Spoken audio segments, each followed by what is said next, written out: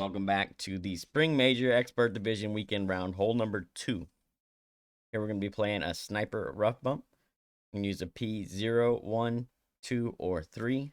Side spin 3 plus, wind 5 ball, Sniper 9 plus. You may be able to do it with other level snipers. I don't know how they're going to play as compared to this. 1 to 1 minus 0.5 is the adjustment. 1.8 backspin, 3 left spin. You want to pull this one with a slight 1201 flicker. We're going to add spin right off the get. With spin added, we're going to place the red ring touching the fairway line on top.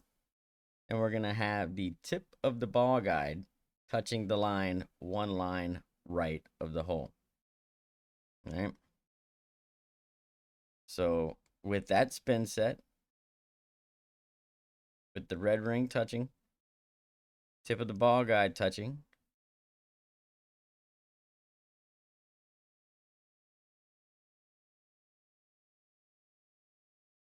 nah, I missed it.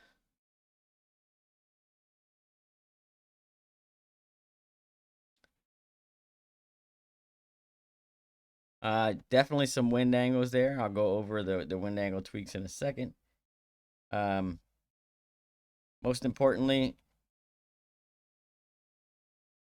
where people might see the most inconsistency in this shot is in the amount of backspin you add, right? So 1.8, if you add 1.7 or 1.6, then it's going to set up a little bit differently. Now, I don't know how much that's going to affect the shot, but just keep that in mind, right?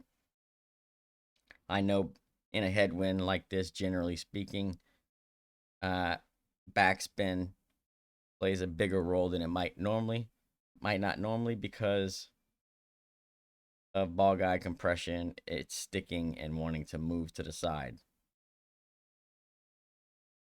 So, this is what I'm doing. Watch it, practice it. If you need to, you can adjust your tweak side to side. But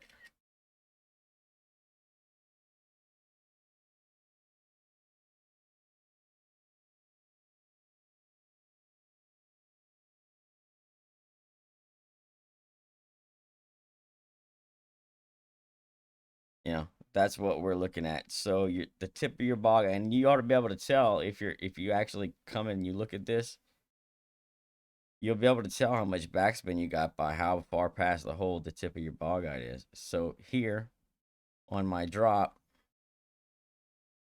I am roughly 2 lines just crossing the second line, just crossing into that second dark row above the pin. Right, you see I just got a little bit of a tip of a ball guide there showing.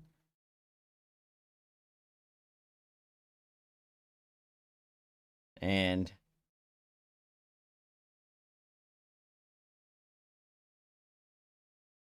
we got the red ring touching right here. Right. So look for those two things. You should be all right.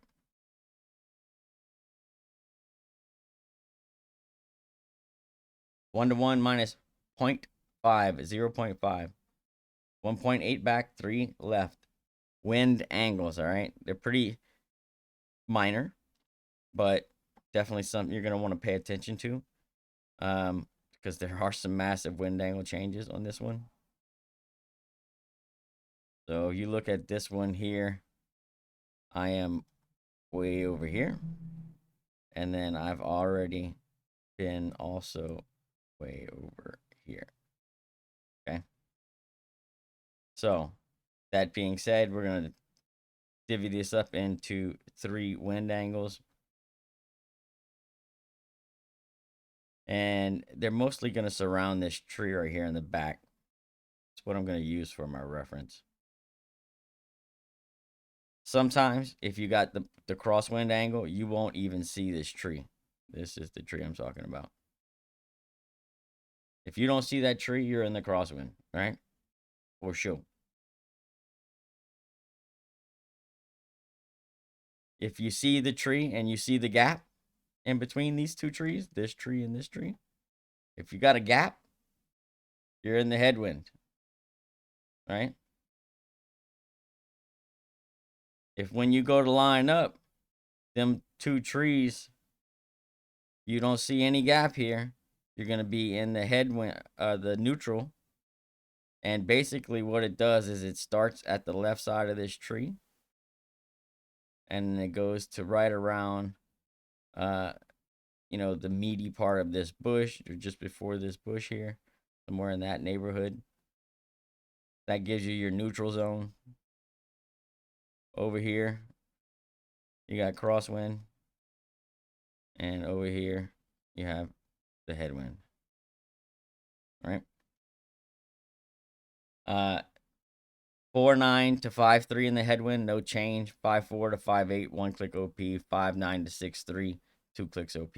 That's headwind. Neutral, 4-9 to 5-8, no change. 5-9 to 6-3, add 0.2 to your adjustment. That's for the neutral. If you're in the crosswind, so far there hasn't been any changes needed. So pretty simple tweaks. Make sure you're pulling it with that slight 1201 flicker. 1-to-1 minus 0.5. Good luck, everyone. Hope you get the drops, and we'll see you on the next one.